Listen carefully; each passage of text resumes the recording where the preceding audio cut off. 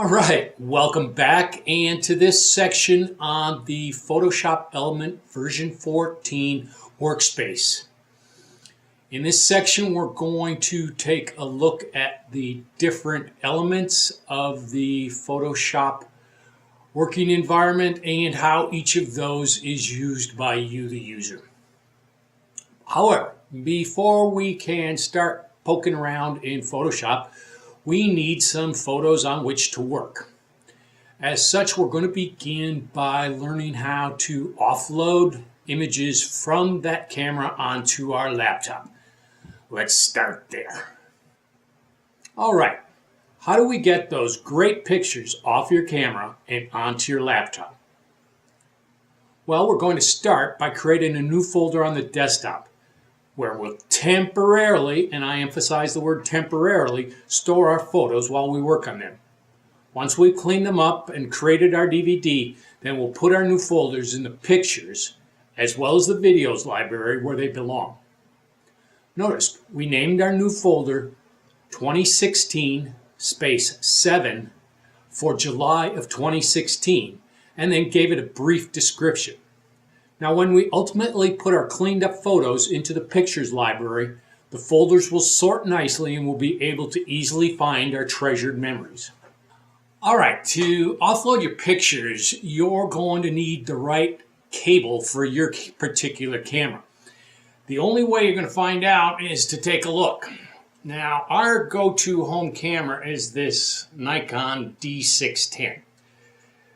You can't see it in this video, but I'll do an overlay. What we see when we open up the case is that it's got a mini USB as its output device, and we know that my laptop's got a standard USB in it, so what we need to do is go to our favorite box of cables and pull out one with standard on one end and mini on the other and connect these bad boys up.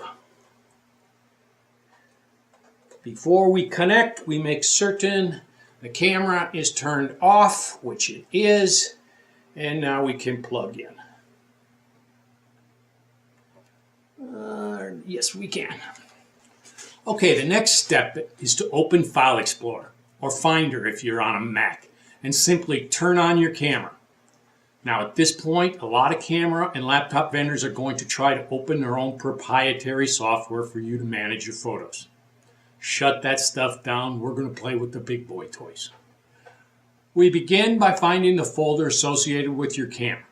In my case, that's pretty easy, as Nikon has been kind enough to label theirs D610, the model number of our camera. Now we simply start navigating down through the folder tree until we find our photos. Sure enough, here they are. Okay, next we're going to move up the tree one level and do a properties on that folder to determine the exact number of photos I have. Looks like we've got 186 photos. Okay, let's remember 186 because we're not going to quit or stop this transfer process until we've got 186 in our new area and our new folder on the desktop. Next, we go back to our photos and do a select all with Control A and then a copy with Control C. We navigate back to our new folder on the desktop and paste all these files in with Control V. All right, and for those of you on a Mac, please remember that the equivalent to your Control key is the Command key.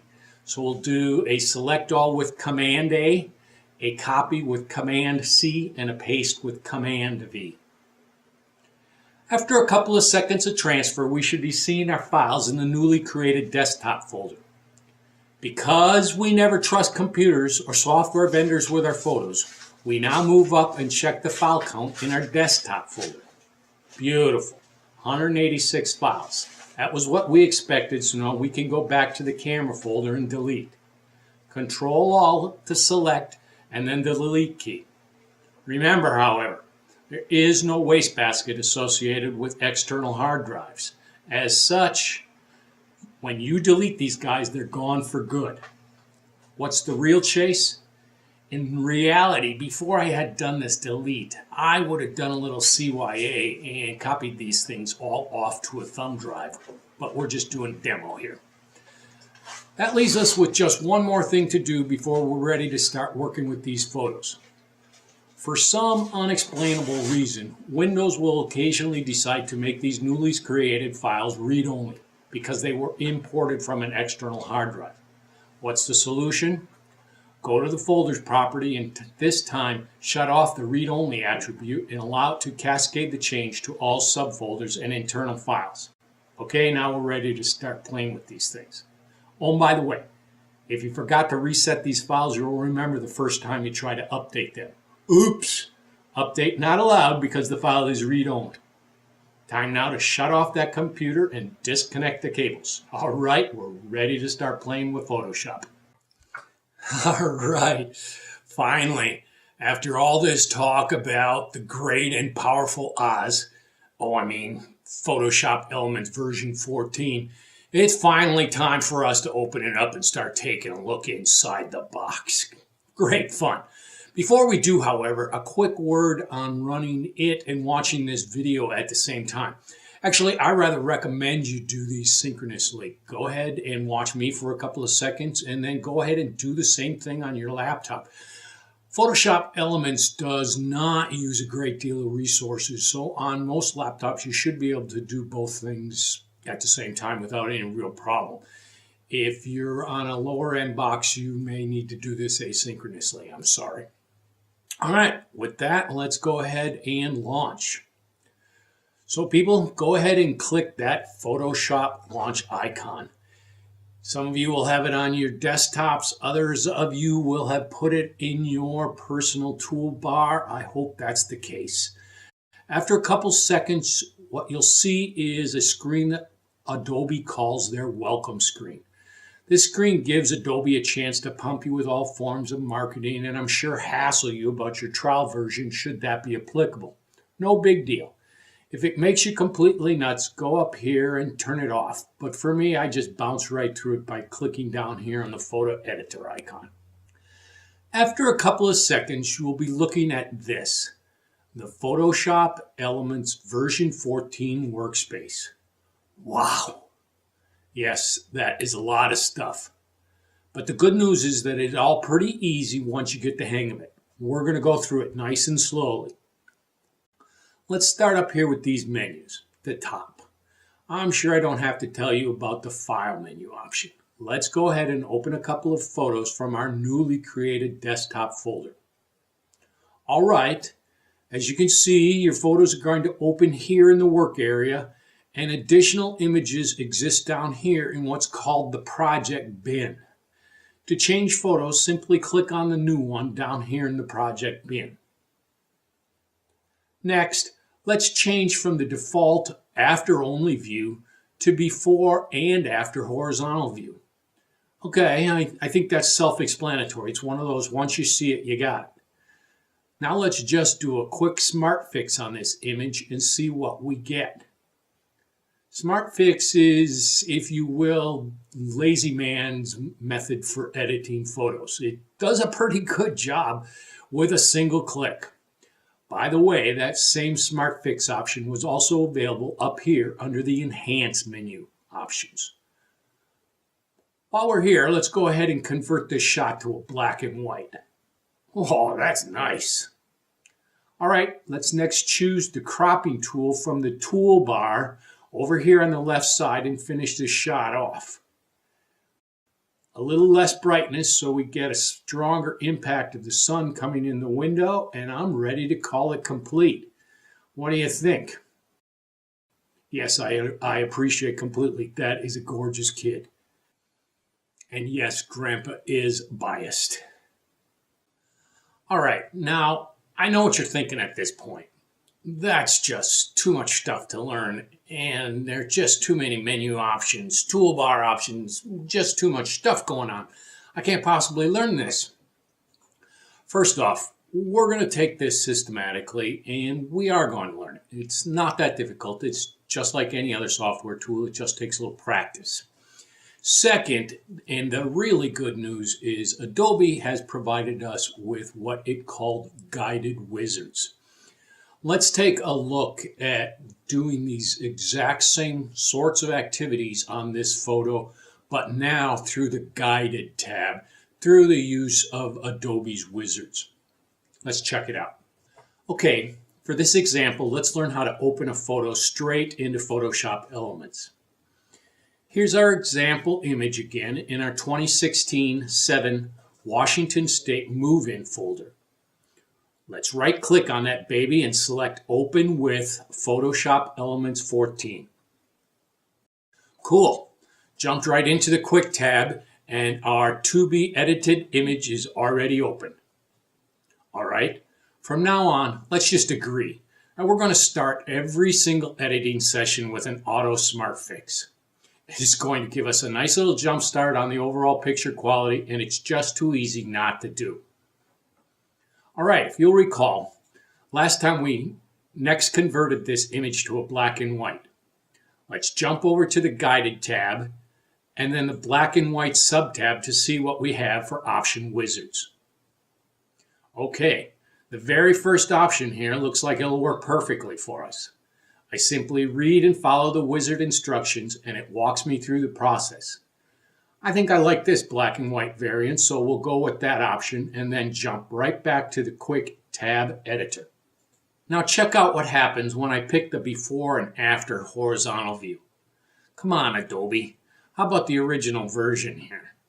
By the way, I can easily undo my changes at this point with the Edit Undo menu option, or if you're familiar with hotkeys, a Control-Z. Remember, you can also redo the black and white effect. I have no idea what Adobe thinks they're doing here with before and after if we switch to that view. So when this happens, I just stay in the after only mode.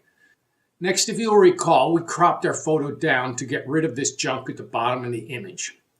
Let's see if we have a guided wizard for cropping. Yep.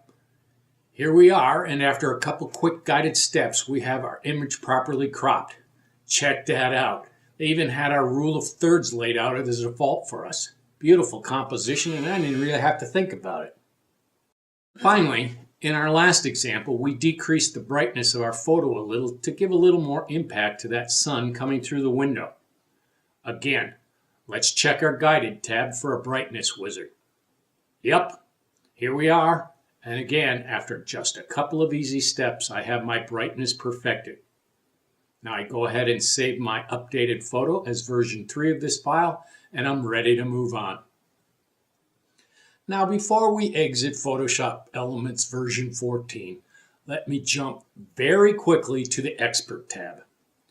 This tab works exactly like the Quick tab we looked at first. The only difference is the number of tools available in the toolbar and the relative number of options available with each tool. Note, however, that for this introductory course, we're going to stay within the Quick and Guided tabs. When you've gotten yourself a little more experience, give yourself 6 months, then feel free to jump back over here and start digging a little deeper. In addition, I would be remiss if I didn't mention these Create and Share menus over here on the right. Pretty self-explanatory. You want to create a calendar with a bunch of your photos? Pick that option and follow the guided instructions. Easy enough. All right, that concludes our section on the Photoshop Elements version 14 workspace.